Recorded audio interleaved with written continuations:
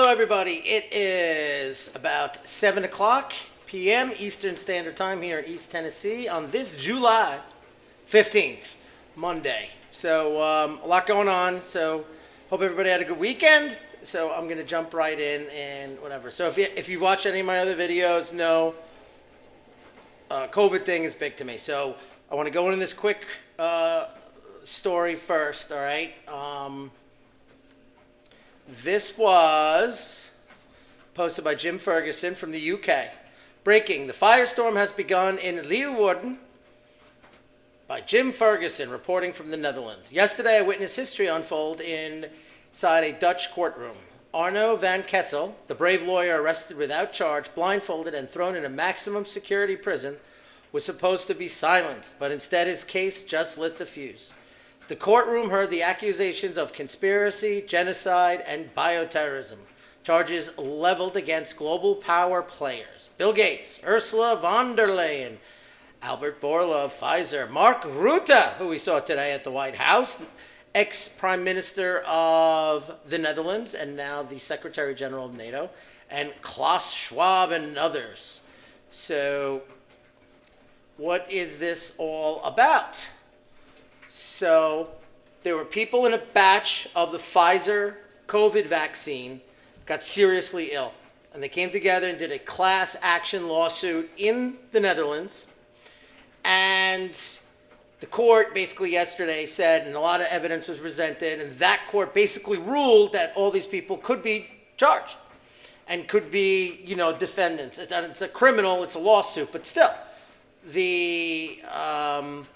They're going to go back to court, I think in November. It's like around 25th, something like that, to finalize whether these people can do it. Now, Bill Gates apparently is sending a lawyer to it because I guess he doesn't want the court. He is not a citizen of Holland.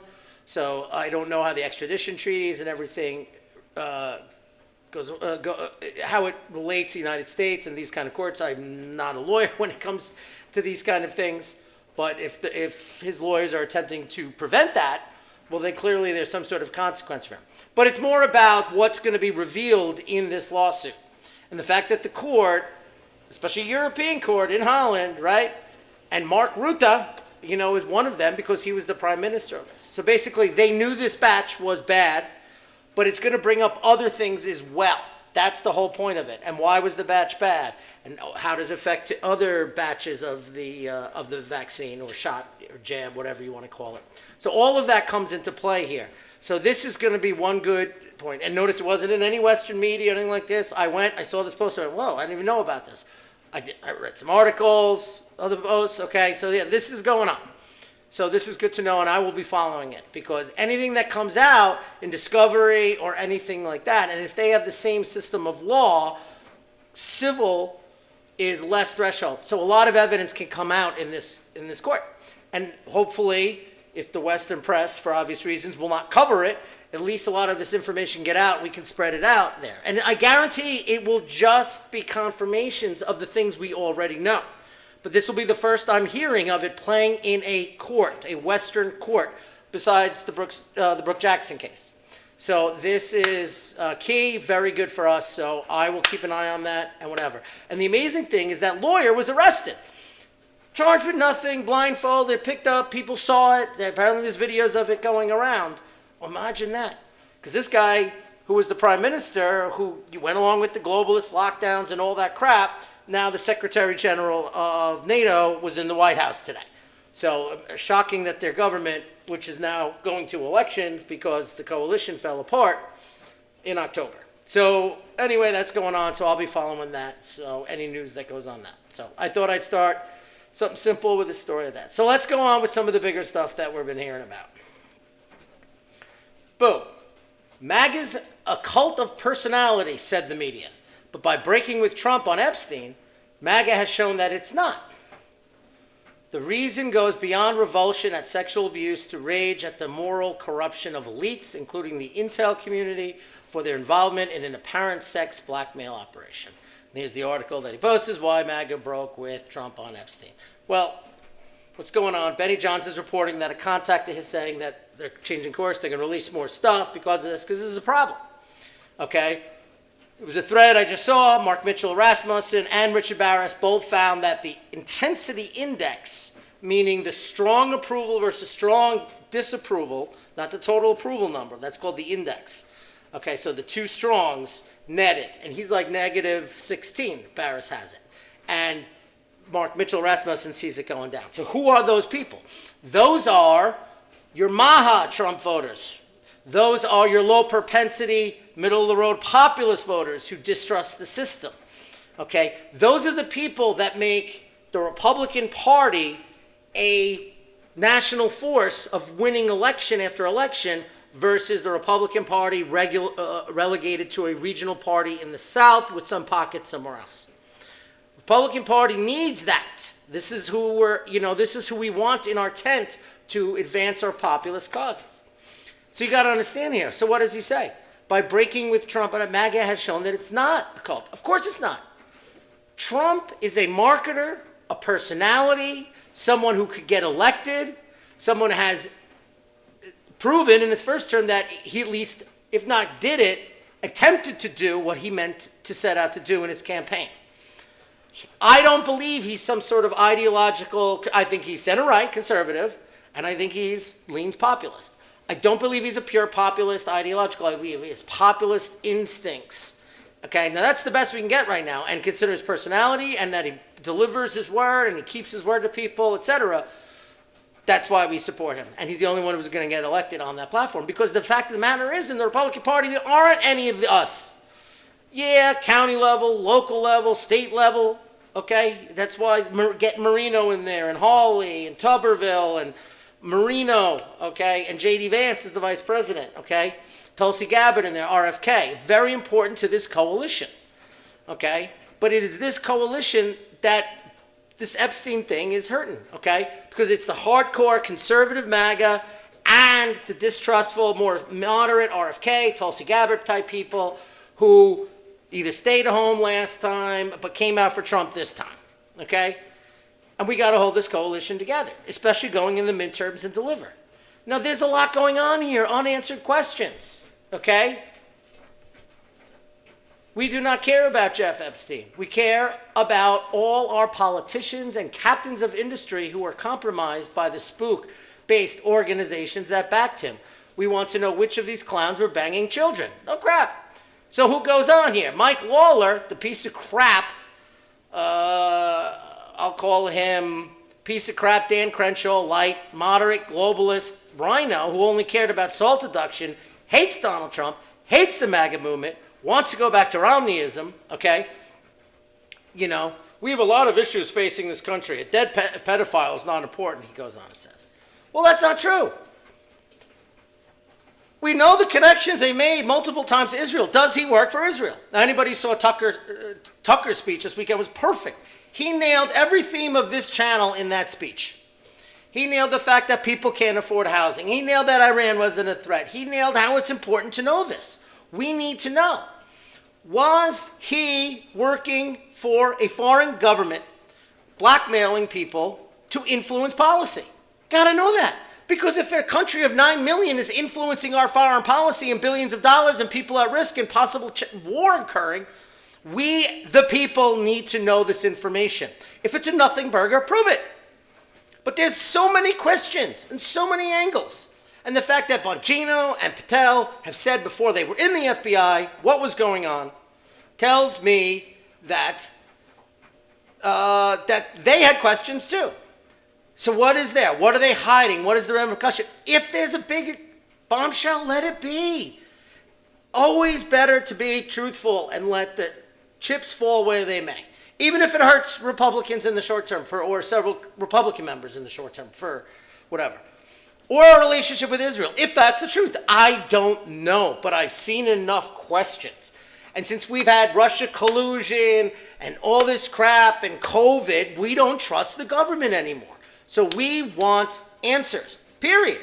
Oh, it's not, he's making it about Epstein. It's not about Epstein. It's about what was he up to. How does someone just give him a $70 million house? Okay, why is he floating around? What did he do? What did he create? What business did he own? Nothing. Just appeared. And we know all these connections. So we have to know this. End of story. Okay? I have been, look behind me, Buchanan for president. That's a sticker from 1992.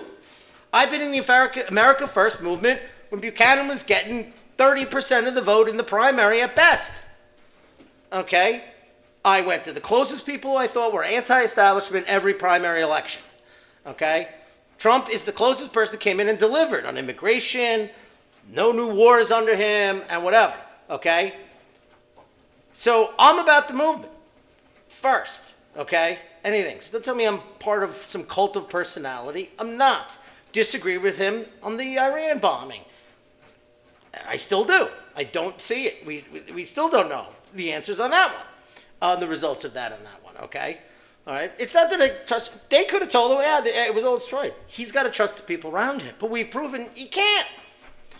So anyway, that's the position on that. Okay, and if we risk losing this coalition because you're not transparent. Heard one guy tweet about like, oh, I want to focus on important things. And he actually puts in a tweet, the deep state. This is part of the deep state. Okay, even if there's a nothing burger there, there's something that they don't want to release to protect something, even if it's not the big, thing that the big bombshell that it might be. Even maybe it's just a little something, but it's the lack of transparency that sows the seeds of distrust. All right. So anyway, moving on. Here we go. A little economic news again. Tucker said it in his speech. I've said it on my videos. Home prices are down since February, record high, but they're still up 53% since the end of 19. Throw in higher interest rates, and it's no wonder the American dream is on life support. Yes, this is why I support the tariffs. This is why I support cuts government spending, increase the dollar's purchasing power at home, increase domestic production, manufacturing, cheaper energy to go through the entire production process. Get the deficits down, okay? So we can get the interest rates down. There's no fear of inflation, okay? Now, I want them down to boom this economy, but once you reindustrialize, then rates can float up a little bit, so cash isn't that cheap. I get that. But we are not in the 1960s, 70s, 80s, 90s. We are in a credit-serviced economy with a $37 trillion plus debt with $2 trillion deficit still going forward. We have war looming, supply chains spread out. Okay, we got to get the interest rates down to get a foundational economy and encourage the reindustrialization so that we can get these housing prices down so people can afford housing. And it's also about family formation. People just don't have kids unless they own a home. Because of the security, they want to be in the right neighborhood. They don't want to be in some liberal hellhole in a city where him and their girlfriend had an apartment. Now they're married. They want to move to suburbs or a nicer town, a section of town, whatever. People just don't have kids. I saw some baby charts. This is a global trend, except for sub-Saharan Africa, where they have serious geopolitical issues, serious economic issues, serious health issues. They're the only ones at like 4, everybody else is below 2. You're not replacing your populations. Okay, so that's important to the United States. Otherwise, we're just going to keep importing immigrants that don't assimilate, that form their own communities, that don't understand our culture, that have a history of voting for left-wing governments and authoritarian governments, okay, who might even have a history of hating the West. So, and Western values. That's not good. That is not a solution. The solution is not the Band-Aid. It's to, stitch the wound, fix it, fix the underlying problem. All right? So, moving on here. All right, if you don't know, with Ruta in the White House today, okay, and what was he doing there? Here we go. President Trump will sell close to $10 billion in arms to NATO to give to Ukraine. This is like a scheme, because Trump is always like, we're not paying. It's just, forget about, he's focusing on the cost and who's paying for it. And I get that. That's true, because we're always bearing the brunt of this cost. But how about the escalation of war? That, to me, is more important. Because if you end up in a real kinetic war, that's going to cost more than anything we send over anyway. Lives, economic, okay? And you risk the chain reaction. You got this game going on with Iran. They're in BRICS. They have agreements and are allies with Russia. Same thing, Russia to China. India comes into play. All these other countries come into play. why are we going up the escalatory ladder? Trump wanted to end the killing in the war. The Russians have made it clear. Their position hasn't changed since Putin last summer said what it is, what the terms are, right? The 4 oblasts, no NATO, etc. I put it on my videos, okay? All right. Now, again, Eric's. I love Eric, but he's focusing a time for Europe and Ukraine to stop freeloading. Great. How about we just end the war? How do you do it? Cut off the arms. Force Ukraine to the table. Donbass is gone. Crimea is gone. Okay, they're gone. Okay, it's like, so let's cut it off and end the war. Okay, respect the security guarantees that national security concerns that the Russians have. End of story. We're on their back door. Okay, NATO is on their doorstep. Okay, you have an ultra-nationalist group of people controlling that government pushing on Russia's door. That's why they went in with 90,000 troops plus the DPR and LPR militias. That was not to take over Ukraine, and it's just nonsense. There's a reason why they don't play Putin's speeches, Lavrov's interviews from all over the world in the Western press, because they want to set the narrative. And it's not hard when you have 90% of media, corporate media, ABC, NBC, whatever, owned by like 6, 7 companies. You have a corporate board. Their people are on these boards. They make phone calls. This is narratives. Make sure you don't show videos of Putin and this and that. It's just, you go through it. It's consistent. Lavrov I put it in my videos, an awesome interview. Laid out the 6 points. It's the same thing Putin said last June in his public offering of peace, which you heard nothing about in the West. Okay?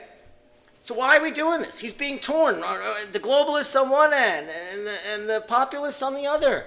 Stick to your instincts. Your instincts are end this war. There's no vital interest in Ukraine for the United States. Done, period. Russia is not going to invade Europe, period. If anything, we have increased the size of their army from 425 to 1.2 because that's what they did. And they have like 700,000 on the battlefield. That means they're holding 500,000 back. Why? Just in case they go to war directly with NATO. They have production rates higher than us, everything from 155 millimeter shells to tank production. Okay? What are we doing? Just end the war. Normalize relations with Russia. Okay? They have resources galore and whatever. Okay? Stop getting involved in these conflicts at the behest of the neocons and possibly influences on our government officials or whoever through like Epstein type crap. That's no good. It's no.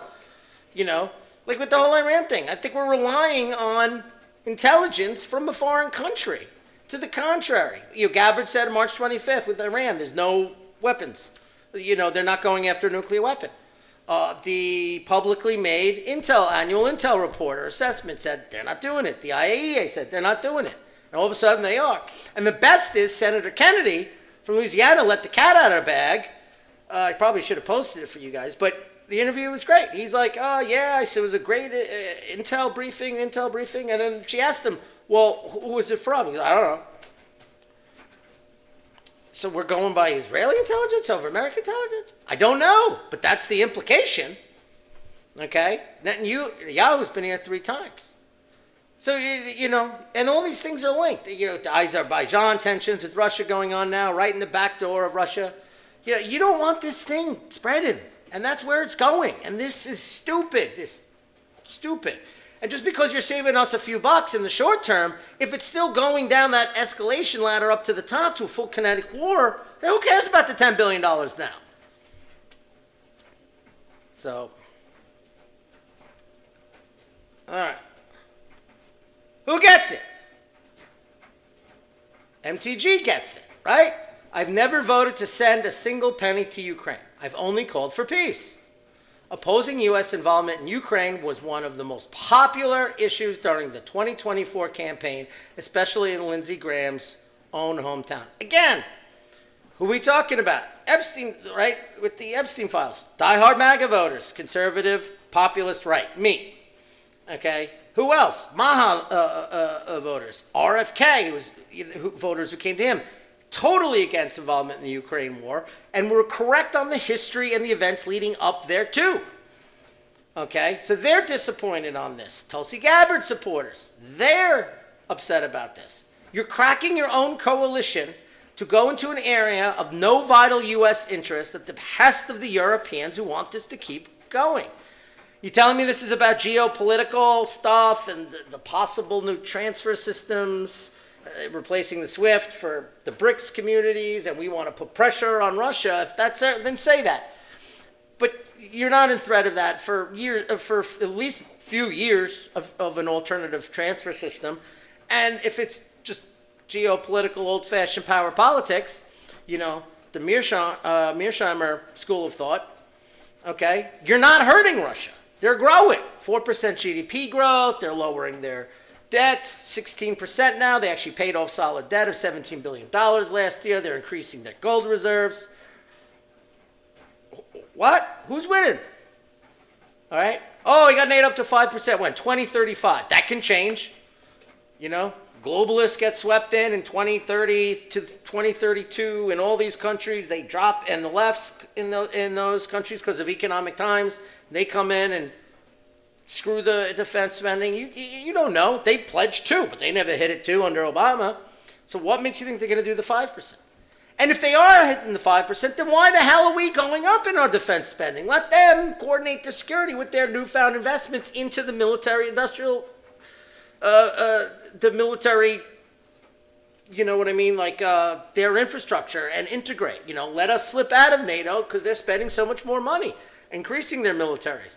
Then we don't have to spend 1.1 trillion. We could spend 700 billion, save 400 billion with other cuts, and get the deficit down to 0 and start paying off some of our debt. Can't have that. No, we got to risk war all the time. Opposing U.S. involvement in Ukraine was one of the most popular, especially in Lindsey Graham's hometown. I already read that. I haven't changed. I remain firmly opposed to any U.S. involvement, including backdoor deals through NATO. So she's hammering Trump's deal on this. Awesome. Again, not cult of personality, but staying true to the cause. That doesn't mean we're abandoning Trump or disagreeing with him on this, because we are the grassroots, populist right, MAGA America First movement. Trump is our standard bearer right now. He also is trying. He's getting pulled on both ends, and I get that. And he's also trying to hold because these Republicans keep electing, because the low propensity Republicans don't show up in primaries, or they listen to their local committeeman who's been sending the same stupid neocon establishment Republican over and over and over again to Congress. Okay, that's the problem. Okay, so he's got to deal with these idiots, the Thunes, the Cassidys, and by the way, he's being primary now, that's good. Tillis is gone, that's good. But, you know what I mean? So he's getting pulled. So I'll put it all on him. If he was surrounded by Larry Johnson, Colonel McGregor, we'd be great shape. He'd be like, he would have cut the weapons down, there'd be no war. Ukraine would have went to deal, recognized those things, put in their constitution, no NATO, and the war would be over right now. Period. We'd normalize relations with Russia. China would feel they would start backing off with their aggressiveness globally because they realize the United States is not putting pressure on Russia anymore. They'll just worry about their idea, and we'll play our cyber games back and forth and all this stuff. They wouldn't feel threatened with Taiwan possibly invading there, which I still don't think they want to do, but they might if we turn the place, if they think we're going to turn the place into a citadel. It gets better. And then other countries be like, wow, U.S. is not trying to bully anymore. We're whatever. We're going to stick with the dollar. We're going to do this. Well, you understand what I'm saying? Okay? That's it. Which American taxpayers overwhelmingly fund. I'm unapologetically America First, as am I. Here's another one. Trump is really pissed at Putin. His announcement tomorrow is going to be very aggressive, Senator Lindsey Graham told Axios. That's about the plan we're talking about that he announced today at the White House. This was the game plan perfected by Netanyahu. Trump pretended to negotiate with Putin and now is presenting Putin as someone you can't negotiate with, even though Russia's demands are the exact same since Trump promised that he would get a peace deal in 24 hours. Well, he could have. He didn't understand the dynamics. He doesn't understand. Russia's not going to do a deal that puts them in a position that they're still in. End of story. All right? And I don't think he gets 100%. And I think he's getting BS by the neocons around him, the Grahams, the Blumenthal's, etc. Okay? and other people in there, possibly Ratcliffe. I don't know Ratcliffe that well to make a comment on him, but yeah, I just think Gabbard should be more involved. But clearly she's being pushed out a little bit, but we'll see where that goes. Okay? But the other thing that makes me nervous here is, well, not really nervous, the same play, but there is another possibility because he said 50 days. Otherwise, tariffs are on. That's what he said in the White House. Well, is that a green light, knowing that everybody's talking about this upcoming Russian summer offensive? Well, is he also telling Putin, dude, hammer this hard quick in 50 days so Ukraine will be forced to? I don't know. Just like I don't know, did he just bomb down those two other places just to get the Israelis off his back, say, we're done, that's it. We'll placate this group. So maybe you didn't get the regime change you wanted, Iran, but I did this. Be happy now, so let's move on. I don't know. But if that's the case, that could be going on here. It could be the opposite of what this guy is saying in the tweet. But we don't know. So we're going to keep an eye on the actions and what's going on. And what makes it is like there's offensive weapons. Do you think Russia's going to allow Ukraine to get weapons that can launch missiles into Moscow? It's bad enough the drones cause their nuisance that can reach it. And we now know they can, through intel help, they can do it within the country because of how big the border is. Russia sneaking across the border isn't hard. But no, they're going to start hammering it. And they have said, they've left open that if offensive weapons are hitting prime targets inside Russia, supplied from the West, that Western country that supplied that weapon is fair game because they're preventing their people from getting killed. That's their position. I'm not debating it because that's the reality. Whether you think it's fair or not, that's the reality. And that's all that matters. You have to know, if you view them as your enemy and you're pro-Ukraine like crazy, you have to understand their position. You don't have to like it, but that's it. So you have to know what their next step and their next move will be before you make a stupid decision and go up the escalation ladder. Here we go. Oh, this is what I was talking about before. Rich Barris with this. The math is not difficult. If you actually understand it, clearly almost nobody does. Reps will need a higher than usual midterm turnout to hold their majorities. The economy is not enough for them to overcome the structural disadvantage they have in lower turnout elections, i.e. midterms and specials. You know, like the ones they had recently lost or barely won, which they should have won easily. Yep, the low props. And you need them in the midterms. And a lot of those low props, add that to Maha voters and Gabbard voters. See, if they voted for Trump for an agenda, you implement an agenda, they'll come out because many Maha and Gabbard voters, RFK supporters, aren't low propensity. They're high propensity. But they'll go back to a Democrat if you don't implement the agenda. Republicans did not win in 2024. Trump and his coalition did. Period.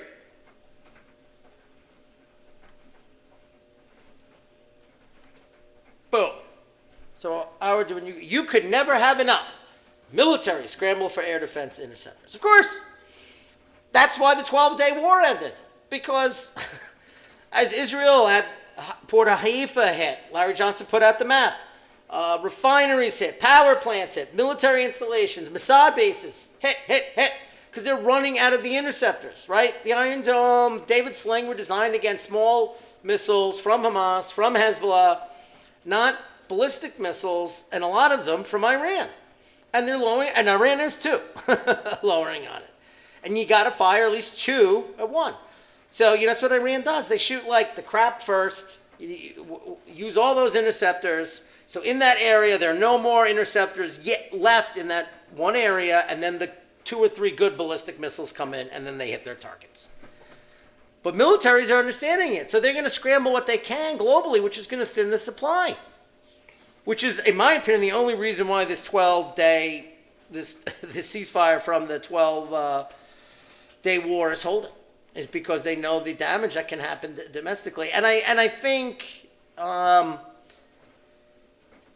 both Israel and Iran are trying to figure things out, talk to their partners, everything. We know what Israel would eventually wants American involvement in this situation is still my opinion eventually. But, Iran has taken their time to respond. And in this case, they're doing it. They're probably trying to scramble, probably one of these countries scrambling for air defense sectors. But, sometimes the obvious, you got to talk about it. All right, a little Ukraine update. Pokrovsk. You can see the map here in the orange up in the right, southern Donetsk. Russia has taken several villages all around it, putting that time. Now, they reached Pokrovsk several times, several months ago, but it was very difficult, open ground to get to, the whole drone situation. So they're really trying to do a cauldron up there. And it seems to be working. So that's been taken over the weekend.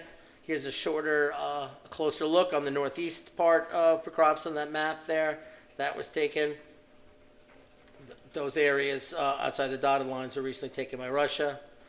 All right, and then this also shows the northern part. That whole purple has been taken over the last few days, and where they're driving into those villages.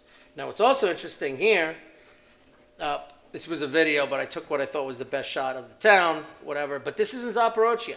Okay, where, again, it's been private, it's been kind of quiet throughout the course of the war. Artillery duel, small, whatever, not like Donetsk, Sumy, whatever. By the way, Russia's still advancing slowly in Sumy in the north, and Kharkiv as well.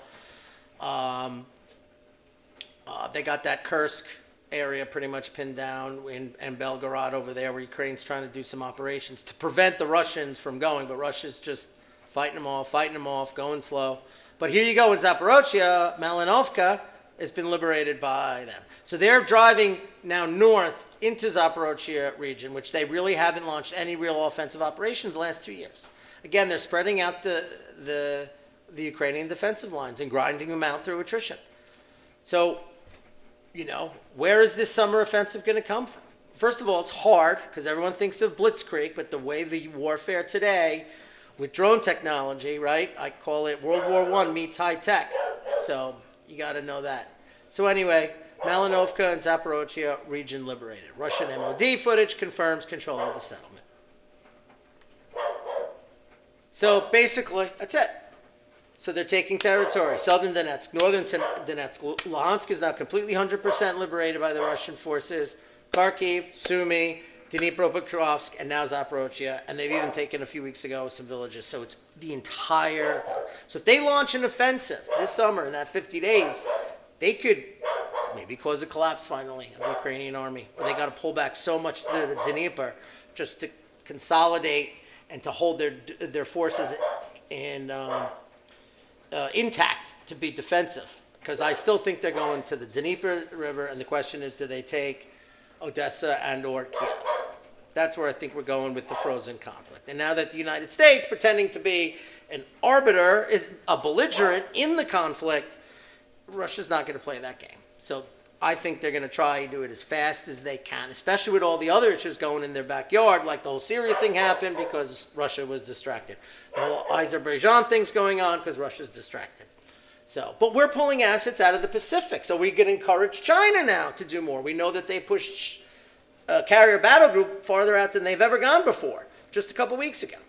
So there's so many unintended consequences that these neocons push. It's just unbelievable. Trump needs to get back to his instincts, trust the people who know what they're talking about, who understands the histories, the language, the immediate histories, the long-term histories, the actual countries, their cultures, their military inventory, everything about it. Their true economics, how it works.